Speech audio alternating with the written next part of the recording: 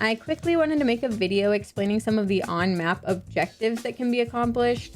Before alpha launched, I did a run with one of the Bungie devs on an unpopulated map, so we could kind of just show you how a full run of map objectives looks. Aside from the Incursion, Intercept, and high value target symbols, which we will talk about, there are question marks of unidentified activities on the map. When you load in, open your map and you'll see this. They won't reveal until you approach them. Some of them will actually disappear as well as players quote unquote complete the activity and it becomes inaccessible to you. Quick note on the high value target and the UESC incursion symbols that are shown on the map legend. Just because they're not there at the beginning of a run doesn't mean that they're not going to happen. Intercept will always be there at the beginning. Alrighty, at the beginning of this run when I open the map, I see 4 question marks, the intercept objective, and a key symbol. You won't always have the key symbol, we just happen to have a key for algae ponds and wanted to include it in the video. The closest question mark is at AI uplink, so we'll head there first. It ends up being a flare room. Sometimes you'll approach a flare room and not be able to find it easily. It can be incredibly tilting when this happens, but the best way to find these is to go inside the building the flare's on and look for this symbol, this like weird symbol with blocks. That means that you're on the right path to find the flare area. These loot containers look different from others you'll find on a map. They're duffel bags and cases. I usually only find weapon mods. I don't need random mats and, you know, some like high value credit items in green bags, but every once in a while you'll find a blue bag, a shield, or even keys. I did find a purple key in there once, so even though I'm usually disappointed, I check them every chance I have just in case. By the way, that purple key room I did end up looting was terrible, and then the servers crashed, so I lost all of it anyway, but I do hope that they start beefing those rooms up so it feels worth it. Also, if you open your map, you'll notice that question mark has now turned into like a fist symbol. I don't know why, but the fist symbol means a cache or a flare room. Okay, the next objective we target is our intercept. Each team has their own intercept opportunity. The way this works is you open your map and ping the actual intercept icon that is on the map, not the compound that it's in. That ping is going to take you directly to the correct intercept terminal to interact with to begin the activity. If you just walk into a compound and start interacting with terminals, it's likely going to be the wrong one and it's going to make a loud noise to let anyone in or near the area that you are there trying to do the intercept. In this video, Brian found the initial terminal off of the ping and activated it. The initial terminal has a specific number, so once it's activated, you have to find the other terminal with the same number. A bunch of terminals are gonna get pinged on your screen and you can just go from terminal to terminal trying to find the one that has the matching number. In this case, our number was 006. And if you forget the number, it's always in the top right of your screen once you've activated the first terminal. Once you find the terminal, interact with it and it'll give you the next step. In this video, I actually thought I had found the matching terminal, but it turns out I had just found the initial one that Brian had already activated and then I activated it again. Brian ended up finding the matching one as well, and that will take us to the next step. In the top right, it will tell you where you need to go next. For this one, it's quarantine. Also, when you open your map, you'll see that the intercept symbol has now moved to the new location. Now there's going to be a scary timer for 2 minutes. This means that in 2 minutes, the UESC cargo ship will get there with the goods, and you need to get over there to shoot it down before the ship leaves. 2 minutes is just when the ship arrives. It will stick around for an additional 2 minutes so you have time to clear the area, but I always panic and try to shoot it down quickly just in case I get third-partied, or I just really don't want to risk having the ship leave without me getting to shoot the box down. There's also another question mark in algae ponds on our map, and it ends up being another flare room or cache, so we just go ahead and hit that one because, again, this is the ultimate loot run and we must loot. I get lucky and find a blue bag that I can stash away in my vault as a backup, so if this were in alpha today, I would be quite pleased, but this stuff was legit all gonna wipe the next day, so I just dropped it. In this video, I noticed that there's another question mark that isn't too far off from where we need to be, so I decided to take the scenic route and just go hit that activity first. Typically, you would just go straight for the next intercept step because sometimes it ends up being across the map and you don't really have time to mess around. or you want extra time to clear AI from the compound so you can shoot it down without getting beamed from every direction. But this time it was pretty much on the way, so I just decided to do it. As we approach the next question mark, a new symbol appears that indicates that it is a stinky room. These are rooms filled with yellow gas toxins. Once I see it's a stinky room, I just decide to go do the intercept first and come back for it later, because the stinky room would probably take up a bit too much time. I'll get more into that later in the video. All right, now we're back on track for our intercept objective. The top right says quarantine, even though technically it's at Westgate, it's the closest compound. Oh my God. I really hope my editor cuts all of that out. Once the compound's cleared, shoot the box down from the UESC cargo ship, or do this while you're getting beamed from AI, whatever makes you most comfortable, I guess. I think Brian actually shot it down in this video, so I'm just posting a short clip from a different run so you can see how it works. Now you get to loot the big yellow box you just shot down. This box is supposed to have higher tier items like bags and implants. Sometimes you can even get shields.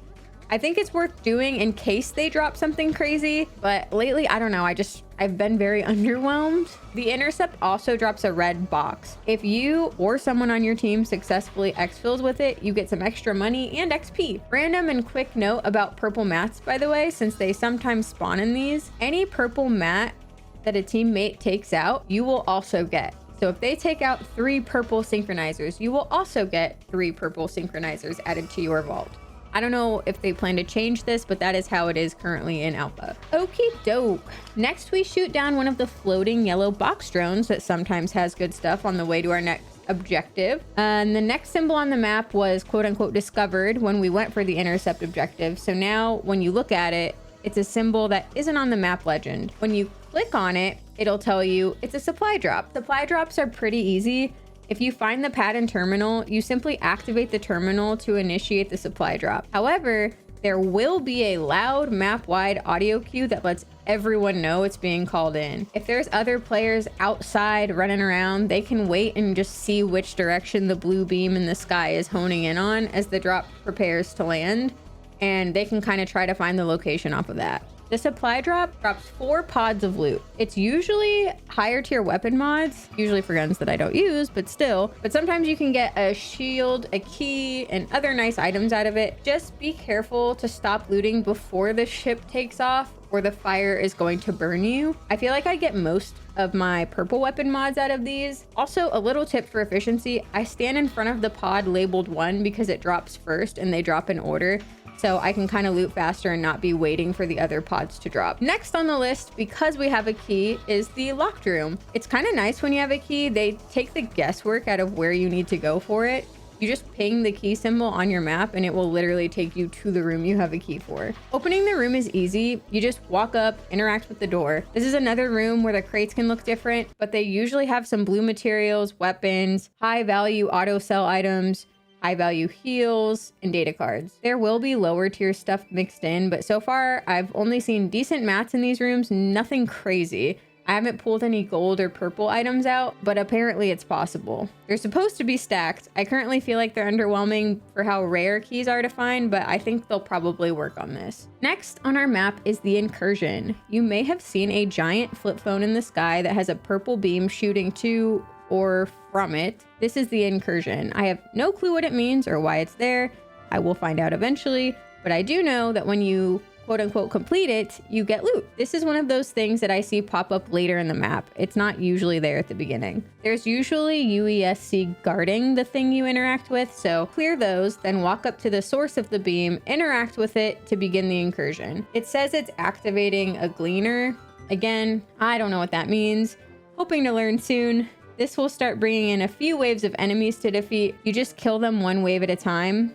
Please note that you have to clear every single AI that comes in, or the next wave won't come and it just delays the Incursion progress. Also, the waves progressively get more difficult. I think the final wave drops 3 mega tanky pink angel grenade ladies. Once you clear the final wave, the beam will do a silly fun noise and shoot some loot into the box. Go loot it and you'll likely find more blue or purple mats, some implants, and other miscellaneous items. Remember though, blue mats are not shared, it's just the purple ones. Finally, We went back to the Stinky Room so we could technically do all available options on the map. Near the room, there's usually a laptop that you interact with. You walk up to it and quote unquote repair it. This will start a decontamination process that clears the gas from the room. You just wait for a little bit until eventually you hear a series of beeps with the same tone, then a ding, which is the audio cue that indicates it is now safe to go inside. However, you only have about 20 seconds before it starts to fill up with gas again. So I usually do this with at least one other person so we can make sure we loot all of the boxes inside. I do want to quickly mention that using an advanced mechanics kit will alleviate some of the damage from this and allow you to stay in longer. Now you will notice that our timer is not looking awesome. Don't stress too hard if the map hits 0. After it hits 0, there is one final extract. You have 3 minutes to get to it. Once you're there, you can't interact with it to make it go faster. You just have to fully wait the timer out. This is meant to be a final stand. In this video, I know nobody's coming, but there could be other runners fighting you for it. Even though technically you can all leave from that extract, which again, would be a very fun situation for VoIP if they had it, but they don't. The AI also becomes way more aggro during that last 3 minutes. They will chase you down and be literal demons. The only thing I can think of that wasn't in this run was a high value target, simply because it unfortunately didn't spawn for us, but I will still include an example of this and explain how it works. The high value target's located in what looks like a big red bubble. If you try to enter the bubble, you quickly start dying and losing health. To interact with this, you actually have to have a special consumable. We talked about it earlier. It's called an advanced mechanics kit. Not a regular one, but an advanced one. Regular mechanics kits just one time clear a debuff off of you. The advanced ones will clear them and raise your hazard tolerance stat to max. So you just negate a lot of the damage that you would be receiving for being in that bubble. You should just need one per person, but you could honestly solo this if the team only has one total. It just might be a little risky if you go down. I should clarify that going inside will kill you quickly if you don't have the advanced mechanics kit active. You can't shoot through the red bubble. Unfortunately, the bots inside can shoot you on the outside of the bubble, but you can't shoot them as long as they're standing inside of the red area. Go ahead and pop your advanced mechanics kit, then walk into the red bubble and start clearing enemies. Once the first wave is cleared, that bubble will actually go away, and now any teammates that didn't have one to help can start helping. You just have to defeat a few waves of enemies. They're guarding another big, large box of loot. Once you're safe, walk up to the box and interact with it. This is gonna start a countdown to when the box will actually open. I don't know if there's actual numbers somewhere. There's just like a little bar that you can see on the box that starts to go down. It also shoots off red flares into the sky, letting people know that you just got done doing murder and you are now about to enjoy the loot that they were guarding. I never noticed this in Run, but I'm sure I will learn to look out for it if I know that there is a high value target on the map. Okay. I am 90% sure I covered most of the big objectives to be done around the map, but as always, please let me know if you guys have any questions at all in the comments. I do my best to get through most of those. I'm looking for my next scripted video to be a really in-depth review once the alpha ends. I just want to see if they plan to test anything else before it's over, so I've just been patiently waiting. Keep coming to hang out on Twitch too. It has been such a blast having all of you there. I hope you guys found this info useful. If you did, please consider subbing to the channel. I would love to hit 50K by the end of the year. And again, I really appreciate all of you helping us move closer to that goal. And yeah, have a great day and I'll see you soon.